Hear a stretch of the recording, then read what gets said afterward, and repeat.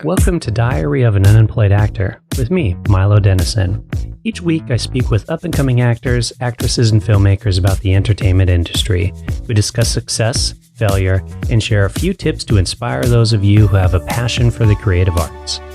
Today I will be speaking with Tim Watson. He's great to talk to because a lot of people think that they can't pursue entertainment or acting or performing while carrying on a full-time job.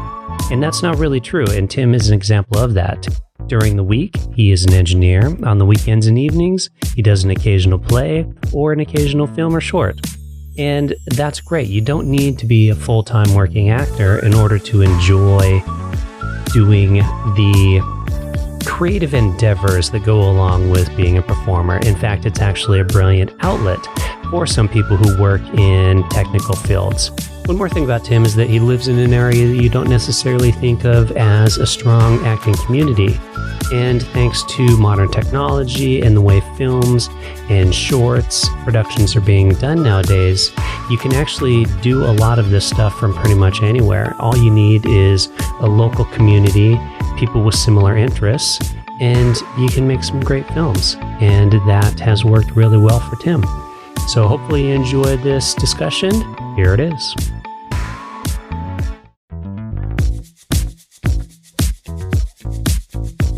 I was almost going to say London-based actor, but you're actually not London-based, are you? No, I'm based in Birmingham, up in the Midlands. Yeah, so that's kind of, for the US listeners, if you're in London, kind of go north and stop in the middle there somewhere? Yeah, pretty much the middle of the country. Yeah, like on your way to Scotland, but not quite. Yeah, not quite that far north. So what got you into acting then? Where'd you start that? So I started quite young. I was involved in a few sort of school productions and things like that. And when I turned 13, they were just starting a youth theatre group, my local theatre. So myself and one of my best friends, we all joined in to see what was going on. And it was all about sort of devising and creating pieces. And I met I was there for probably about 4 or 5 years doing 3 shows a year. And it was really fun. I met and worked with some really great people from around the area. Some of them I still keep in touch with today, doing different pieces. And yeah, I sort of grew into it there, and I really enjoyed doing it. And then I hit sort of 18, I went to university, and although the passion was there, I didn't have the time while I was studying to really do much more. And then I took a placement year. So I went off and worked in industry for a year. And during that time, I found that I had lots more free time. So started doing little bits on the side, and it sort of grew into where I am now. So you didn't study theater then? No, I studied electronic engineering. Yeah, that makes sense. It's a good correlation between the two. Absolutely. Yeah, there's a lot of stuff about people in sort of STEM, science, technology, engineering, maths fields having like a creative outlet. So a lot of my friends on the course are really good at music, and then I wasn't very good at music, so turned that into sort of theatre. And as well as acting, I do a bit of writing on the side, which was quite nice to sort of sit down an evening after doing sort of maths and electronics-based things to just come up with ideas and see where the pen takes me more than anything else. What was your first full-length stage production that you acted in? Do you remember? Oh, the first full-length stage production I think we did was one with my school back when I was 11 years old. It was a locally written thing. It was called The Seven-Sided Dice. And it was based around a group of children being sucked into a world where board games are real. And in that, I played Colonel Mustard from Cluedo, or Clue as I think it's known in the US. Yep. Uh-huh. And that was good fun. The first piece that I remember that people might actually have heard of, we did a production of Bugsy Malone, which was the following year on from this, where I was part of the chorus, and I think I got killed off 5 different times during that piece. Did you ever have any situations of just dramatically forgetting lines, or because this is the fun part, in my opinion, the fun part about doing stage theater versus film and television is you drop a line or whatever, and you have to kind of recover. You have to keep going with it. You can't just cut and do it over again. Yeah. So I've had more than a few of those. Most of them we've recovered quite well. So we were doing a production It's actually our sixth form. So I did AS Theatre Studies, which was when I was sort of 17, as halfway towards an A level. And in that, we had an assessed piece of theatre. And during that, there was a bit where there was a good bit of dialogue. It was probably 6 or 7 lines between 4 characters. One of the characters just completely missed the dialogue. And you sort of had that moment where the other 2 of us that were talking to him at the time were sort of like, do we go back and try and recover it, or do we just carry on? And thankfully, the other person decided that we should go back a little bit. We made it work. But I think one of the funniest ones I did, we were in a school production of The Crucible, and I was playing one of the reverends, and I was speaking to the person who plays John Proctor. And in that bit, it was probably about 3/4 of an A4 page worth of monologue. So I had a line at the start, then he had this massive monologue, and then I interrupted him. And after the second line of his monologue, I interrupted him. And so we just completely skipped over it. And during the interval of the show, he came up to me afterwards and he said, I spent 3 weeks trying to learn that monologue. Next time, could we please let me say it? Well, at least he was nice about it. Yeah. I mean, he was a really lovely, it was absolutely lovely production to be part of. Because we were all in the same age at school, we all knew each other quite well. And we'd spent probably 3 or so months rehearsing about 2 evenings a week for good 2 or 3 hours. So we really got along well with each other. That's good. Any accidents or anything like that? I've had a number of accidents. One of my favourite ones was on stage. So with the devised theatre group, we did a production called The Children of Troy, which looked at the whole siege of Troy and the aftermath of it. And during that, instead of having weapons and things on stage, we had big wooden staffs, and we used them to create sort of soundscapes and theatre pieces. We'd all drum them on the floor in different rhythms to represent the marching troops and all this. And during the production of it, because we only did it once, there was a scene where we were pretending to have a sword fight, and one of them, he was supposed to go low, but instead went high. So I got clouted across the side of the jaw with this big wooden staff. And I remember I sort of carried on, and they looked quite shocked. We kept going for the piece, and afterwards, I walked out and I sat down when we got home, and I just felt the entire side. I had the adrenaline and stuff going during the show, and I felt the entire side of my face just getting warmer and warmer. And had a massive bruise come up on the side of my jaw. I mean, fortunately, I didn't actually see those because it was a sort of end of school term production. I didn't see them for probably 2 or 3 weeks. So by the next time I saw them, the swelling had gone down. Oh. But they were so like, as soon as it happened, we walked off stage. Like, oh, I'm so sorry. It's fine. Carry on. We'll sort it out at the end of it. Nothing too bad's going to happen now. Oh, that's when you hold it against him for a while and be like, oh, you remember that time that you hit me in the face with the staff? Well, the next theatre piece, we had a bit of stage fighting, and I just turned around and said, well, I'm not working with you again, because I ended up with a proper bruise.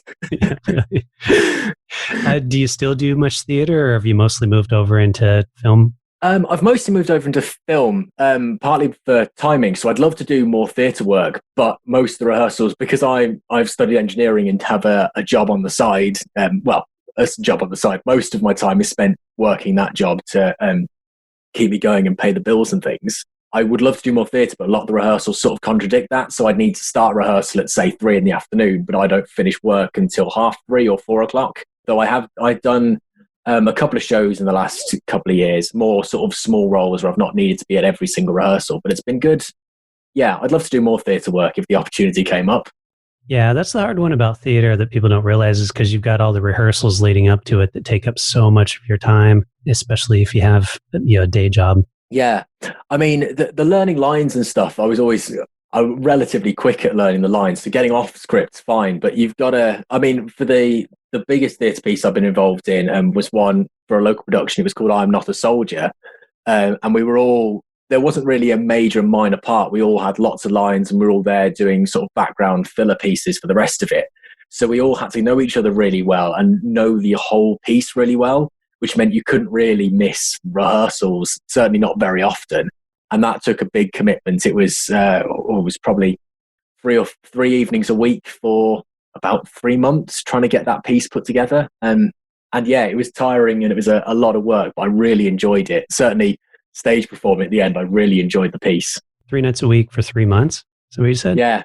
Yes. Yeah, so I'd go to work. I'd get into the office at 8:00 in the morning. I'd finish work at 4, catch the train to the city centre, grab myself something to eat. And I'd get out rehearsals at sort of 10:15. So I'd be walking into the house at 11 o'clock at night, finally having something to eat before going to bed to get up at 6 to get ready for work again. It was a long, tiring time, but again, the rehearsals and the fun and the cast and crew you got with was really, really made it worthwhile. Yeah, no, I agree. I think that's one thing I really like about doing theater over like film stuff is just that camaraderie that you build up during that rehearsal process and then the performance experience and stuff. It's a very different experience. Yeah, I mean, working on film, I try to get to know people quite well because a lot of the people that I work with are people that I've done other things with and sort of building up contacts and things in the industry. But again, most of the stuff I do is sort of short films. You're only there for 1, 2, I think the longest I've done is sort of 4 days. Mm-hmm. So you get to know people, but you don't get to know them like you do in theatre where you're seeing them for weeks at a time. Yeah, absolutely. It's funny, one of the interviews I did for this podcast was with an actor, and we worked together twice actually. And we were talking during the podcast and realized how little conversation we actually had while we were filming with one another. And it was like, really? I didn't know that. I didn't know that about you. It was kind of funny having that conversation in this podcast format versus when you're on set and you're just kind of focused on, doing the job and you don't have as much time to get to know the other people you're working with. Yeah, I mean, I've been on some sets where it's been really busy and hectic, and aside from sort of saying hello to people, you don't really have much time to get to know them. Mm-hmm. But then I've been on other ones where it's been quite relaxed. So there was a project that we were filming where we all stayed over together. So we all went down the pub afterwards and got a drink together, and we sort of understood what was going on. And actually, I think that probably improved it because when it came to acting with each other, as well as the characters being familiar, we were a lot more familiar with each other. So we were a lot more relaxed and not quite as afraid to sort of improvise and work around the script as well. That's great. Why did they have you all stay there versus just leaving and coming back? Mainly because this was filmed up in Yorkshire. So from the Midlands, we were traveling. It was about a 2-hour drive to get there. There were other people that were filming this that were based in London. So they'd driven for maybe 3.5 to 4 hours to get there. And we were filming over the weekend. There was a lot of stuff that needed to get done, and then costumes and stuff on top of it basically meant we all had to stay somewhere. So we all camped out and had some food, had some drink in the campsite afterwards. And it really built the sort of community feel to the whole piece. Yeah, I think that's a great idea. And you don't have to deal with people that are, they made plans that at some point and you're thinking, oh, the shoot will be done at 7. So I'll make plans with so-and-so at 8 or whatever. If you plan to have everybody there for an entire weekend or however many days, they can't do that kind of stuff. Yeah. They're going to be stressed on set, like, hurry up, we got to get to my scene. Yeah, I know. I've worked on a couple of projects where we've been quite sort of strapped for time, where, so one of them was quite an ambitious film with a group of students where they wanted to get the whole film done in 4 hours. And it seemed like it could work. So there weren't many scene changes. So it was just getting the characters, getting the dialogue. But I think because they were students, they hadn't realized how many shots and how many different takes they'd need to get the right one. So that 4 hours of one evening turned into 2 evenings that week, which turned into coming back in a couple of weeks when everyone was free again to reshoot it. And I know the last one of those when they did the reshoots, because it was all being filmed in an evening, I had to go at 9 o'clock in the evening. And it sort of got to 8:15, and they were saying, we've only got three more different shots, and then we want to do a retake of this. And I'm like, do you mind if we do the retake first? Because I'm not needed for that last one, and I need to go in almost an hour. So, yeah, I've got a lot of experience doing that. How do you find it working on student films versus other type of films? It's different. So the student films, I find there's normally a bit more flexibility in terms of what they do. Most of the student productions have been sort of written by them, and they've put them all together. So when you're actually on set with them and they see what's going on, they're often a lot happier to change things because they've written it all. Whereas some of the productions I've worked on, they've got a script and it's sort of, we don't want to deviate away from what the script says. And I mean, sometimes that's a good thing. So one of the people I was speaking to is a writer, and he said, I've written this scene and it needs to be said in this way with this manner because it's going to feed into what comes in later with one of the characters. And I understand that. But with the students, because they're experimenting a lot more, I feel there's often a lot of creative ideas that get thrown around. Some of them work, some of them don't work, but it's always good fun to try new things without that sort of rigid, I know what I'm doing, I want to get this shot and it's going to look this way mixed into it. Oh, that's good. That makes sense. At least they're not the kind of students where they're, oh, this is my brilliant creative vision and everybody needs to follow along with it. And it's like, nope, I'm a student, I'm learning. So if you got good feedback, I'll take your good feedback. That's a much better way to be. Yeah, definitely. And I mean, I've worked with people that are that sort of, this is how I've written it, this is how I want it to go, and this is what I want it to look like. It's a bit more daunting being on set, knowing that you've got to get it the way they want it. Otherwise, you don't feel like you've done your job well. But then other directors you work with, they're sort of like, well, this is my idea for it. Let's try it out, and then ask you, how do you think that went? Or I was thinking of trying this. What do you think? And it's really helped. It's helped me learn as an actor, and also go into my own writing and other projects I've been working on. It's helped me because I've got a bit more experience in trying new things and different ways of looking at stuff. Well, let's jump over into that. So, okay, so you were doing theater. What was your first film audition? Like, what motivated you to make that switch over to film? So I was looking. I was working at the time, and I had a week where I had to take some holiday off. And I was sort of looking for something to do during that time. And I was on a website, and they were just saying that we're looking for people that want to come along for one day's worth of filming. So I sort of sent the guys a message saying, I've got a week off during that week. What's the film about? And they said, oh, it's a collection of monologues, and you're going to be delivering this monologue into camera. It was called Reflection, so it's all about you delivering a monologue into a mirror and it being like you're talking to yourself and reflecting on what you've done. So they said, oh, we want to do an audition for it. Would you mind coming along and auditioning? And I went, yeah, that's fine. And they sent me the script, and I sat down and I learned it, and I was quite nervous because I needed to learn every single line. And I turned up to the audition room, and they said, yeah, can we go for it? And they said, that's fine. And I started and I did the whole piece, and they watched it all, and they finished it off by saying, well, you're the first person that's delivered the lines we sent you that we didn't want to include anymore. And I went, what do you mean? And they went, oh, well, we cut that first couple of lines on it because we didn't think it made sense. Did you not read the update? And I'd been so fixed on learning the entire thing that although I knew I didn't need to say these lines, I just started from where I remembered and carried on all the way through. And yeah, I ended up getting that part. And that was my first proper short film experience, first filming experience outside of like a couple of posters and a couple of little local things for the university where you sit in a room and there's someone in the background talking about what they do, and you're sitting at a desk pretending like you understand what they're saying. Mm-hmm. And yeah, it was great. It was really good fun. And I enjoyed it so much that after that, I just thought, you know what? I think film is probably the way to get a bit more experience and learn a lot more. And since then, I've been trying to get involved in everything I can.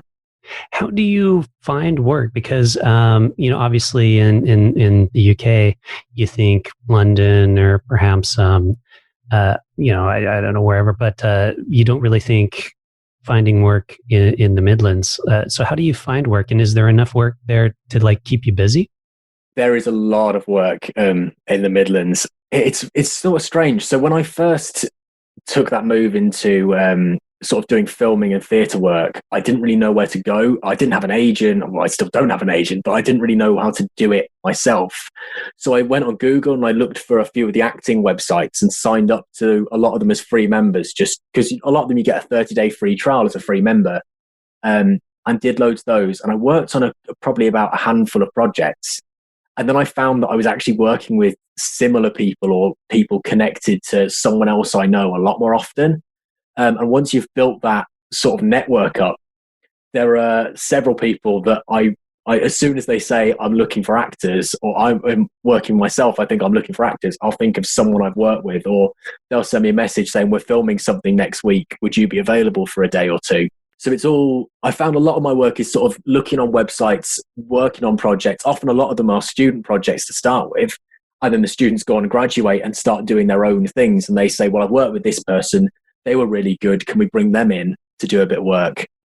So yeah, it's all sort of finding the right people and finding work, really. It's good advice too, is a lot of the work that you get is based upon work that you've done in the past, where people you worked with, they're like, hey, I've worked with this guy, he's good, give him a call, and that kind of stuff. So there's a lot of networking associated with filmmaking that I don't think a lot of people realize. It's like, well, I just send in an audition tape and I'll get it. But a lot of the time they might not even audition because they know people. And so that's really what helps build that career. Yeah, exactly. So I did, there was one local production company based in the Midlands, and they were looking for someone to appear in a feature film. They had 4 lines in their independent feature they were working on. And I sent them a message on one of these acting websites, and I went and I did a sort of Skype audition with them. And they said, yeah, you're great. Come along and do this. So I went along and I filmed it it was probably about an hour's worth of filming, and went away. And, the film's in post-production now and it seemed great. But I got a message about 3 weeks later saying, well, we've written a film and the guys dropped out. Because you were there last time, you did a good job. Would you mind auditioning for us and sending us this? And I sent them an audition for it, and they went, we only watched the first 30 seconds. And then we decided that you were going to be great to do the part. And that was a main role in a sort of 10-minute short film they'd done, based on the fact that I'd come along and I'd said probably a handful of lines in something else they'd done since then. And actually, I've contacted that team to do another production. So I've got a short film I'm writing on. I'm looking for a group of people to get involved with it. So I've sent them the script to say, look, I've got this script. I'd like some creative input from you guys. And if you like it, would you mind taking it on and seeing what you guys can do with it? So what was that feature film that you mentioned? It was called The Trouble with Time Travel. And although I was only involved in one scene, the plot seemed to revolve around someone who'd been sent back in time, but you're not allowed to time travel where they come from. So there's people being sent back in time to try and stop them messing up anything and try to get them to come back to the future so they can go to prison.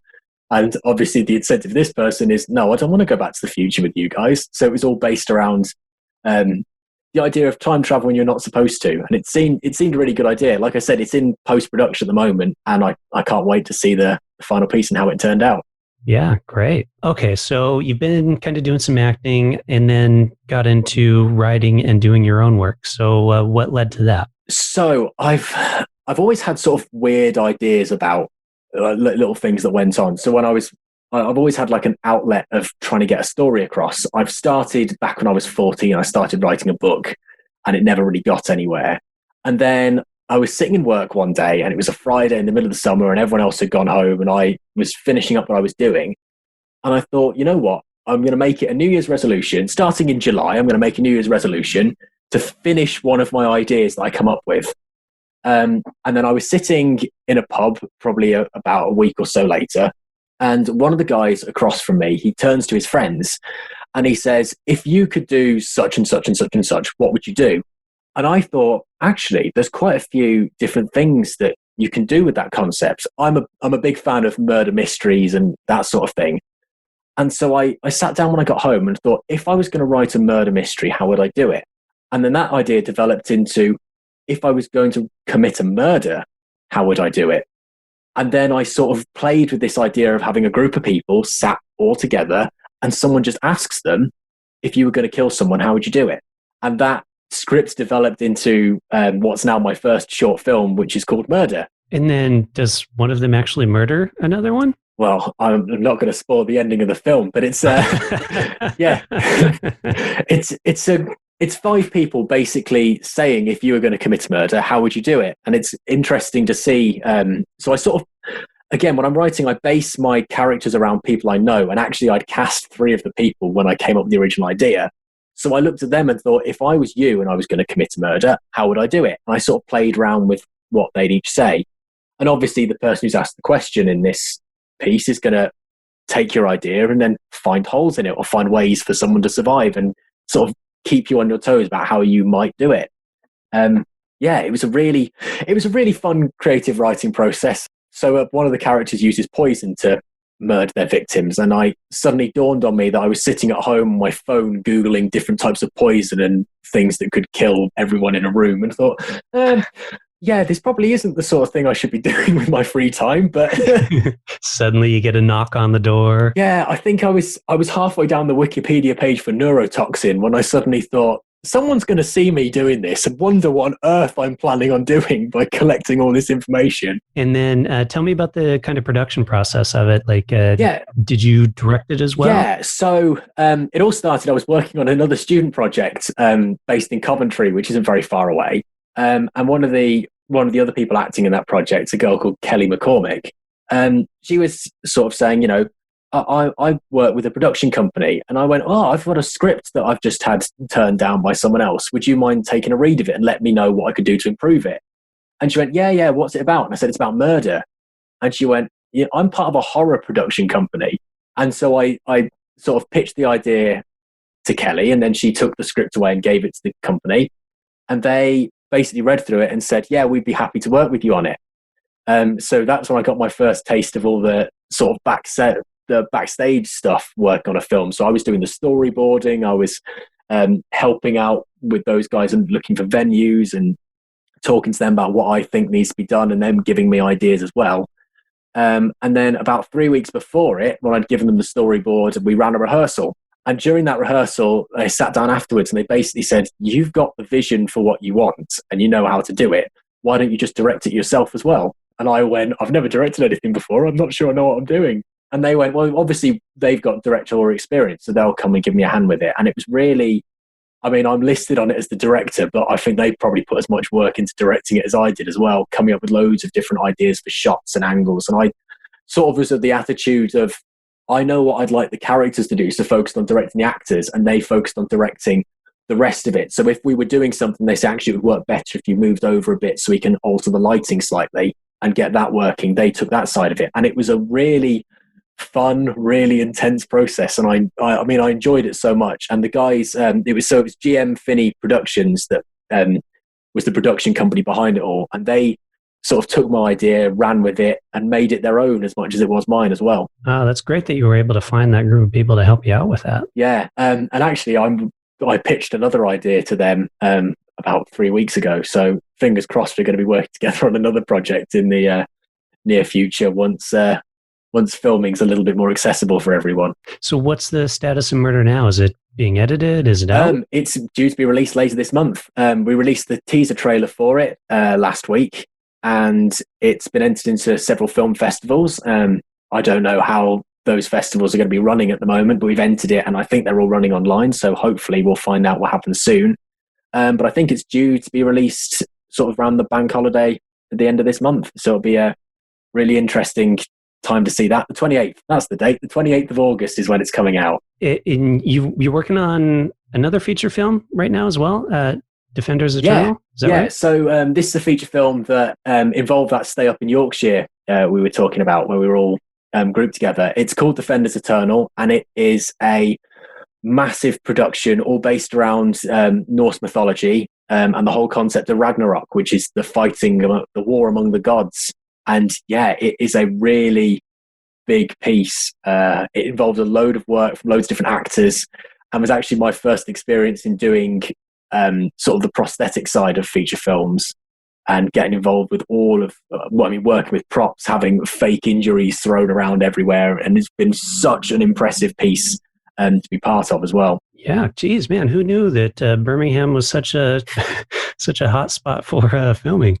Yeah, well, actually, the production company for this is based up in Derbyshire, so it's a little bit away from Birmingham itself. But I know a few of the actors from around here they're all Birmingham based, and yeah, Birmingham's got a really big sort of theatre and film community, but it's not quite as visible as a place like London would be, where you sort of assume everything's being filmed. It's all about getting to know people, and once you're in there, you find this massive group of people all looking to work together on stuff. Well, and it sounds like I'm kind of wondering if maybe you have more opportunity there, because in London, it's so full of actors and actresses, and the competition is that much more extreme for a limited number of productions. And so where you're living, if you've already got your foot in the door, that's probably even better for you because you're not necessarily competing against as many people for roles. Yeah, I mean, competing against people for roles is always going to be a part of the business. It's a difficult thing to try and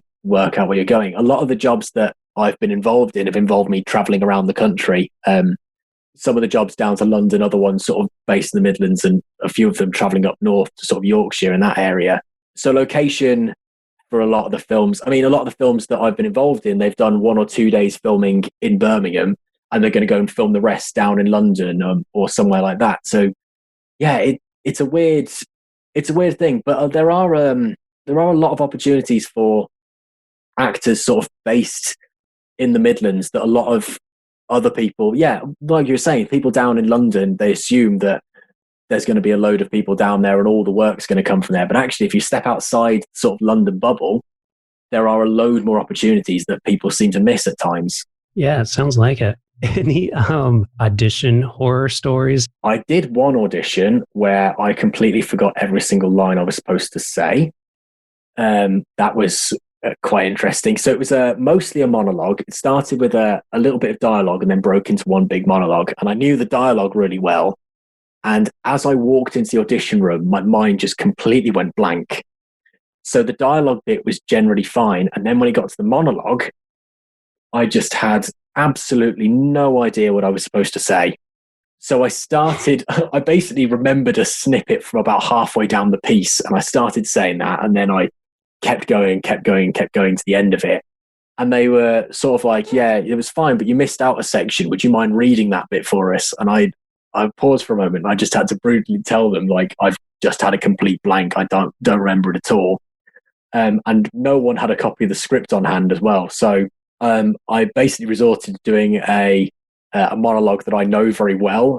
So I've got a set sort of repertoire of 4 or 5 different monologues that I know off by heart that suit my sort of typecast characters. So I did one of those, and they said, well, thank you very much, we'll let you know. And as I walked out of that room, I just thought, I know I've not got part of the audition for, and that was the only part in the piece I was really interested in. And they got back to me sort of saying, we're sorry, but we haven't given you the part. And I was sort of like, well, to be honest, in a way, I'm glad, because if you'd given me the part based off that audition, you were probably going to expect something very differently to what my normal sort of acting style and life is like. I hate forgetting lines and try my best to avoid it wherever I can. So getting that impression of someone who just forgets lines and isn't prepared enough to have the script himself probably isn't the right attitude to imagine me having. Be nice if like, yeah, we're going to give you the part, and you'd be like, you know what, if you want to give me the part, I don't want it. Yeah. Thankfully, most of my auditions, I haven't had anything too terrible. I did an audio audition for a voiceover job, and halfway through, my dog came bursting into the room and threw a tennis ball at me and started howling because I wasn't playing fetch. That was definitely an interesting bit. So I didn't send that recording off to them for the audition bit, but I have still got it as a reminder of every time you're going to audition to lock the door before you start. Yeah, really. And apparently take a copy of the script with you to an in-person audition? Yeah. Normally I try and keep a copy. If it's not on my phone, it's in a paper copy in my bag, just so that when I'm sitting outside the room, I can refresh myself if I forget things. And that's something I learned after doing that horrible audition where I forgot everything. So you mentioned voiceover there. Did you kind of more or less get into voiceover just because mostly everybody's stuck at home now, or is that kind of something that you wanted to get into prior to that? I wanted to get into prior to that. So I've been involved in a few voiceover productions before this, a couple of sort of online podcasts and that sort of thing. And it was quite interesting and fun to be part of. But obviously when everything sort of locked down in mid-March and we weren't allowed to go out and film anything, my thought was, well, I can double down on the voiceover stuff I'm doing.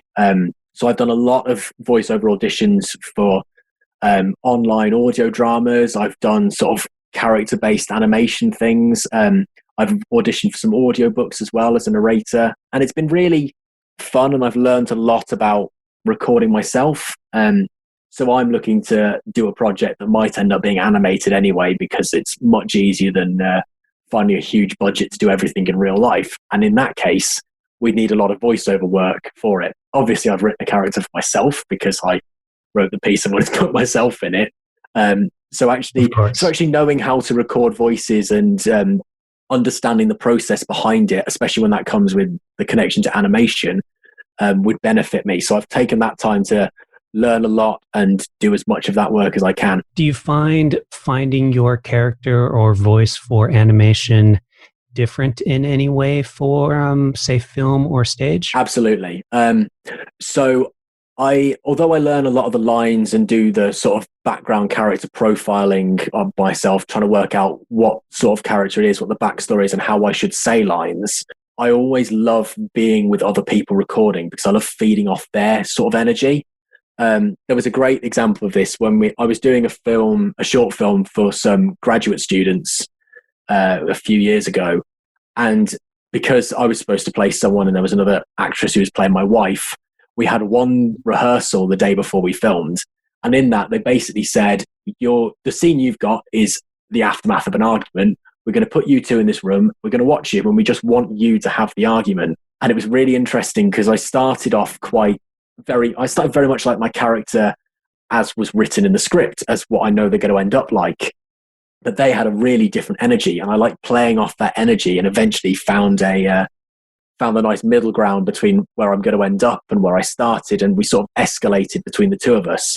Whereas voiceover work, because it's very much yourself on your own, you have to sort of imagine what the other characters would be like at the same time. So although I wouldn't say it's harder to get into character, I often find that I play characters probably differently to how I would if there was someone else physically there in front of me. I've been lucky enough on one of the animation projects that I've been involved in to be able to see the animation project in terms of a storyboard, so I can see sort of facial expressions of what some of the characters would be like in key situations. And that's really helped me a lot to sort of contextualize what I'm saying. When you're recording the voiceover, how do you are you sitting, standing? Do you kind of act it out a little bit? Most of the time I'm sitting in the chair in my office because my microphone's connected to my desk. But for some of them, so I did one that was a selection of background noises for someone's war simulator they were doing, where they needed loads of people shouting different lines and commands at everyone else. And for that, I put the microphone at one end of the room. I stood the other end of the room and just shouted across the room to try and get that feeling of being far away in the distance. Yeah, I didn't feel it was right to sort of sit there in front of a microphone like I normally would do when you're supposed to be someone who's trying to shout over the sound of gunfire. So I set it up so that I would physically have to shout to get that character across. Yeah, that's good. So they didn't give you that direction. That was something you kind of decided to do before you sent it to them. Yeah. So they'd done an audition where they wanted to hear what we sounded like. And doing that, I sort of leant further back in my chair, and they said, that's good. But so they cast me for the piece, and they said, when you do that, we need to get more of what you were doing at the end. And I thought, well, what I'm doing at the end is moving away from the microphone and physically pushing myself to make the shout. So take that one step further and make myself shout for every line. And it was a great fun piece to be involved in at sort of 7-8 o'clock in the evening, shouting at the other end of a room. Yeah, I'm sure anyone else in the house really enjoyed that. Well, the dog wasn't a fan, put it that way. Started yelping back like, what? I'm so excited. What are we doing? I don't know what game it is, but I want to play. Yeah, definitely. So when in that scenario, because obviously with stage and film, you've got the director right there to give you direction. With voiceover work, often they just kind of send you the script with a little direction. How does that kind of go back and forth? Do you maybe send them something and then they'll send it back to you, say, hey, can you do it more like this? Or will they sometimes be on a Zoom call or a Skype call? How do you get that feedback and direction from the directors? So I've done both. There was one that I did a couple of months ago for a team at 1 Month Movies. And that one we recorded, it was myself and an actress, and we recorded on a Zoom call with the director and creator of the project with us. And we did the whole sort of script, and then he sort of broke down in each section how he wanted us to deliver it and give us some notes on it. That was really fun. But most of the voiceover stuff I do, it is a case of me recording things. I normally record sort of 2 or 3 different samples, and then I'll send it over to them saying, I've delivered your lines. Here's a sample from each of these. Which of these do you prefer? And if you've got any directorial notes, let me know. And normally they'll have a preference. I normally have quite a strong preference for one of the takes. And they'll say, this is good, but would you be able to do that with it? And then I'll record all of it based on their feedback. Again, normally making a couple of variations at different parts, and then sending those to them saying, I did this, and then I tried this with it as well. Thankfully, I've never had to do that more than 2 iterations, which was quite good in terms of getting feedback from them. So I did initial recording, and they sent me one back basically saying, it's great, but we need to make you angrier. So I did an angry recording of it, and they went back and they said, yeah, we need to do it even angrier. So I did it really angry, and they just went, yep, that's fine. You were like, it's making me angry that you keep sending me this feedback. I'm going to channel that. Yeah, I was thinking, I'm glad they don't have to do it again, because I don't know how much anger I can get without shouting at them across the other end of a microphone. Yeah, really. Anything, so kind of I like to end these sometimes with this question. Any unusual or interesting thing in the special skills section of your CV that might not be something people would be aware of? In terms of things that actually probably help my career forward, I've done a bit of stage fighting. I've done some screen combat training. I did some fencing, so I feel like I'm quite adept at handling weapons and dealing with that sort of thing. But the bit that normally throws everyone off when I'm sort of talking to them and they say, well, you know, what do you do outside of this, is the fact that I'm a qualified electrical engineer. And I have had one piece where we were working on a film and the lights broke and everyone was struggling to work out what to do. And I did end up sort of asking them, you know, have you got a screwdriver and stuff? And we took the light apart and I sort of fixed it for them, which they weren't quite expecting me to do. Again, nothing majorly technical, just one of the wires had come a bit loose. So I put it back in and borrowed a bit of electrical tape and taped it all up. But I think they were you could see it in the back of their minds, them trying to work out how to do it without this light. And then I walk in, take the light apart, and have flick over everything and say, "Yep, this is your problem. This fixed it. Done. The light's working again." Nice. All right. Well, last question: where can people track you down if they want to find you? Instagram or other social media? Yeah. So the main social media I use is Instagram, and at Tim Eyre Watson, TIMMEH Watson. And yeah, I update on that about loads of the stuff that I'm doing, my own writing work and the projects I'm in, as well as any other sort of films or projects that other people are doing that I'm involved in. And sometimes I share stuff that my friends have done as well if they've done something particularly great. So yeah, if you want to find out more about me and the work I do, take a look over there. Perfect. And I'll, of course, make a link to that in the show notes. So if anybody listening wants to click on that, have a look. Well, that's fantastic, Tim. Thanks a lot for taking the time to chat with me, and enjoy the rest of your day. And you. Bye. Cheers. Thank you. Bye. Bye.